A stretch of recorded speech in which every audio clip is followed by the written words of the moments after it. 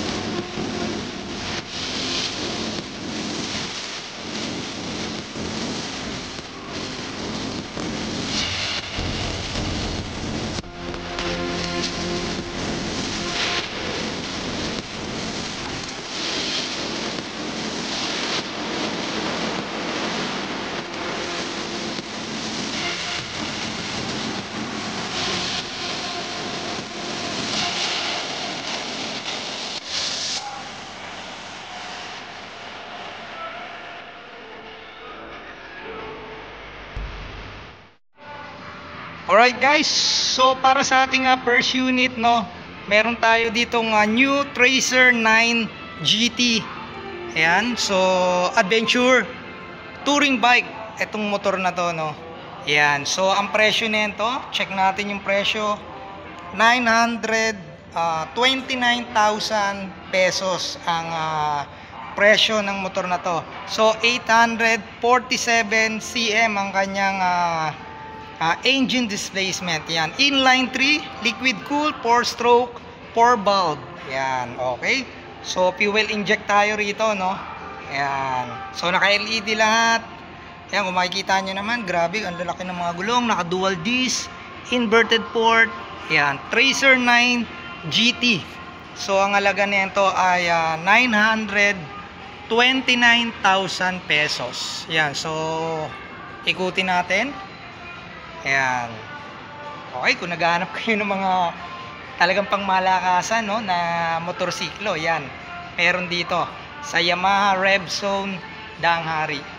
Alright, so dito naman tayo sa kabila. Para sa ating second unit, meron tayo ritong Tenere 700. Ayan, ang SRP nito ay 679,000 pesos. So 689cc. So adventure bike din yan, parang adventure touring pa rin, no. Ayan, so liquid cooled, 4 stroke, 4 valve, 2 cylinder.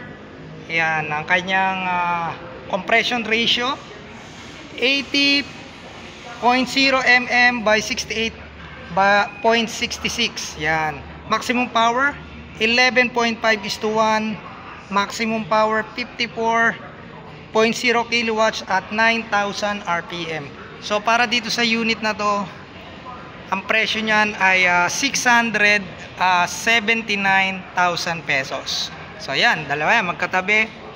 Etong Tracer 9 GT, 929,000. Tapos dito naman yung Tenere 700, 679,000. Alright? Okay guys, so tuloy tayo rito, no. Etong ating pangatlong unit, XSR 900. Ayan, XSR 900. Okay, so ayan, no, 900 ang nakalagay. Ang ganda nyo yun to, grabe. So ang presyo nito 729,000 pesos ang halaga ng motor na to, no. Ito ay merong ayan, 890cc na engine displacement, liquid cool, 4 stroke, 4 valve, inline 3. Ayan. Alright, so ang max power ay 87.5 kilowatts at 1,000 RPM. Alright, electric starter, 3.5 liters ang kanyang engine oil capacity. Okay. Lalaki ng mga gulong na ito. Yan, para dito sa unit na to, no, XSR 900, 729,000 pesos. Tapos dito, tuloy tayo rito sa isa. XSR 700. Dito 900, sorry, ikaklaro ko lang. 900, XSR 900. 729,000. Tapos itong isa na to, itong isang unit na to, XSR 700. Yan. So 689cc yung kanyang displacement, no. Meron tayong compression ratio na 11.5:1. Meron tayong maximum horsepower. Yan, meron tayong 55.0 kilowatts, 74.8 PS, 9,000 RPM. Yan. So ito 700 pala to. Ito 900. Yan. So ang presyo nito ay 539,000.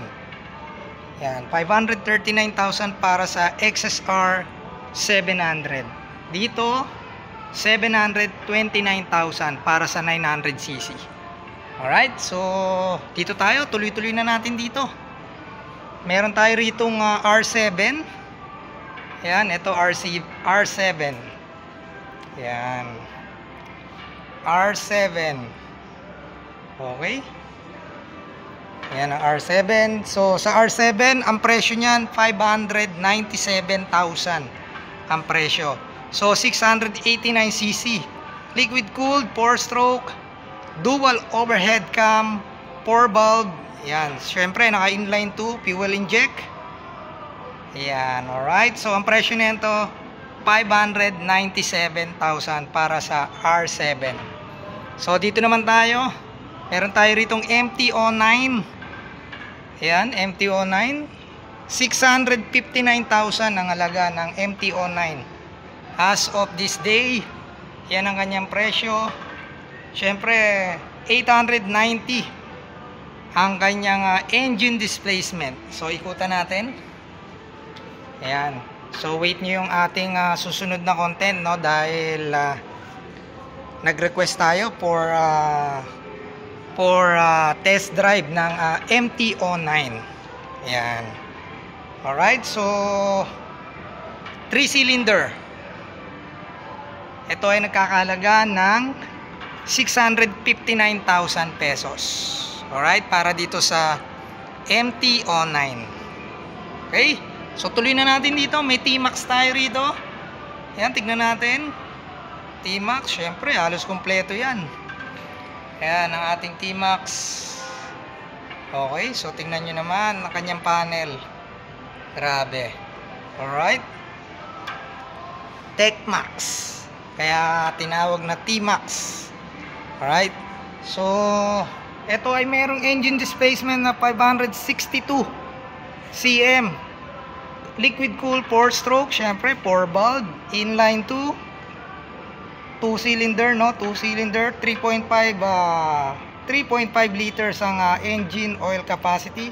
So meron tayong maximum power na 35.0 kilowatts, 47.6 PS, 7,500 RPM. R per minutes ang nakalagay eh. Alright? So ang halaga niyan 849,000 para dito sa T-Max. Yan, 849,000 pesos. Yan, alright. Ganda, ang laki, no? Sa bagay, expressway legal yan eh. Tingnan nyo naman, no? Oh. Okay. So lipat tayo doon sa kabilang dulo. So yun guys, no, dito naman sa kabilang dulo meron tayo ritong T-Max 562 cm ang kanyang engine displacement. Ang halaga nito ay 779,000 pesos.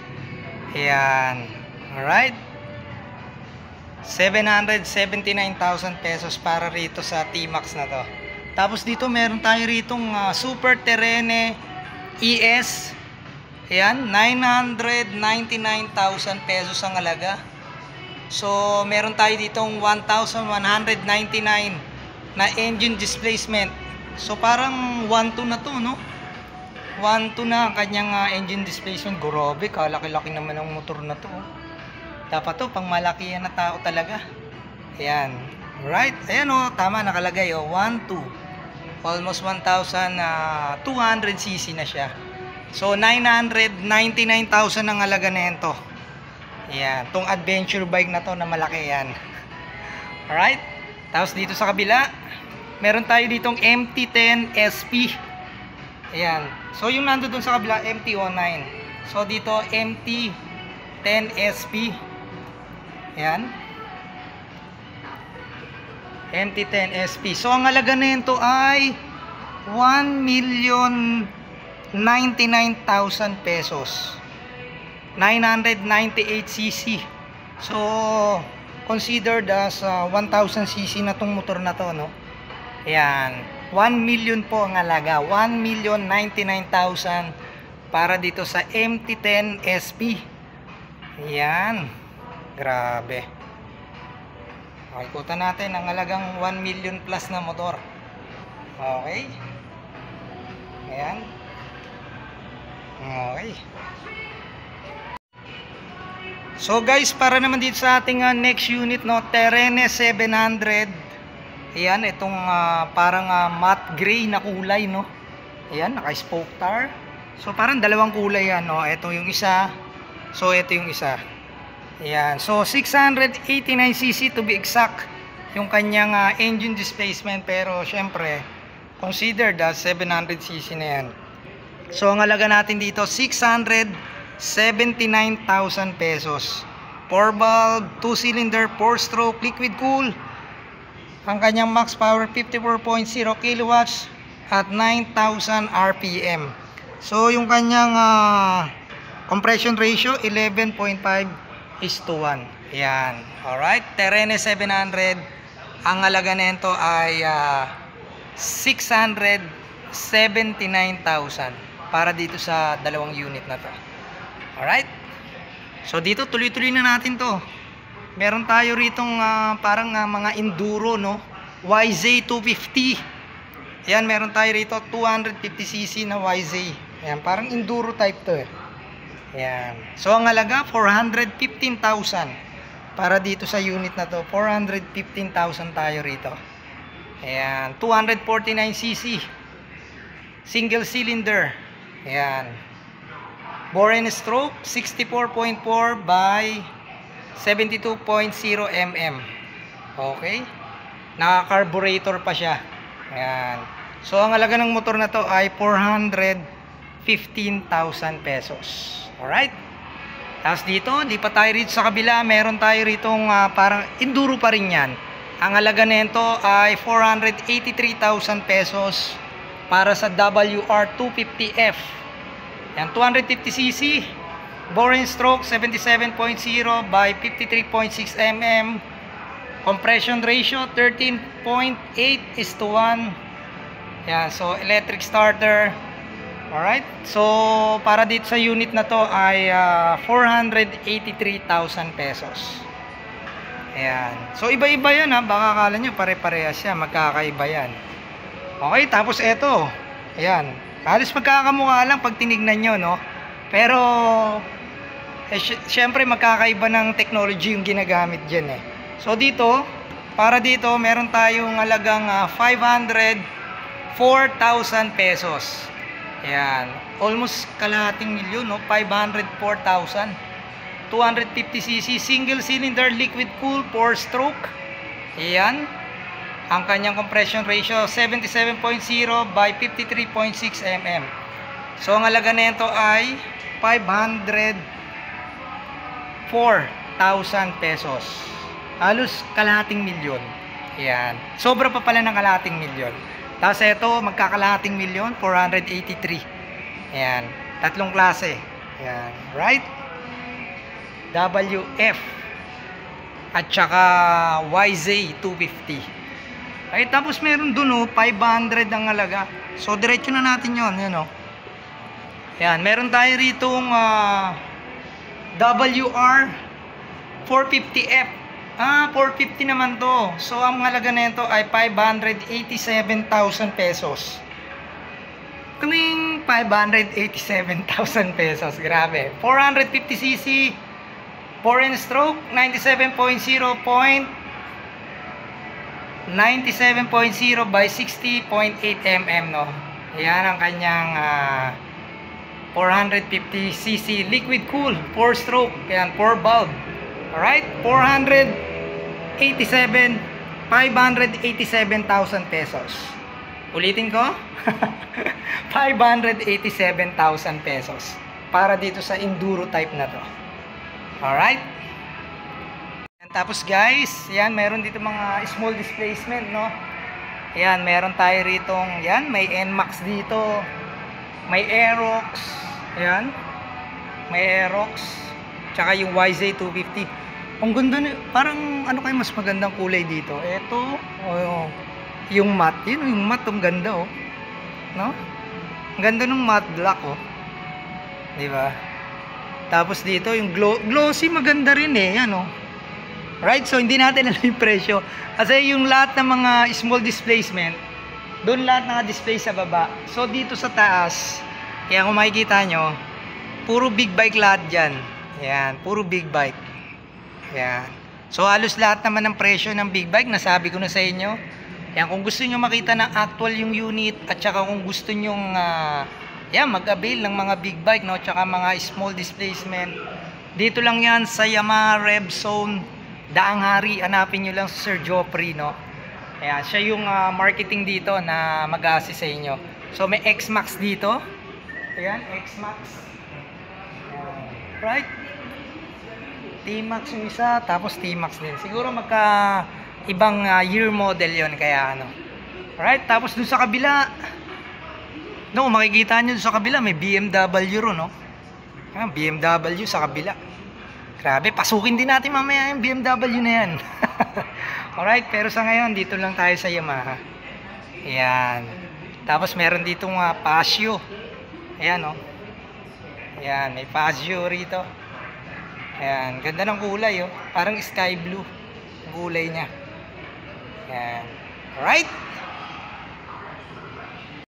Alright guys, so J Motors TV, nandito pa rin tayo sa Yamaha Rev Zone. Yan, thank you very much, no, kay Sir Joffrey tsaka sa management ng Yamaha Rev Zone under ng Motor Ace. Yan, so pinayagan ulit tayo makapag-content dito. Yan, alright. So yun, kung di pa ka nakasubscribe, subscribe na kayo. J Motors TV lang yan sa inyong YouTube at Facebook account. Huwag nyo kalimutan itang notification bell para updated kayo sa lahat ng video na ina-upload natin. Alright, so shoutout muna pala, no, kay Sir Peter ng Robinson Silang. Yan, nagpapa-shoutout siya, no. At saka sa lahat ng ating mga tropa pits dyan at lahat ng mga sumusuporta sa ating YouTube at Facebook account. Yan, thank you very much. Ingat kayo lahat. Yamaha Rev Zone under Motor Ace. Dito lang yan sa may Daang Hari. Peace out. Ingat kayo lahat. God bless you all.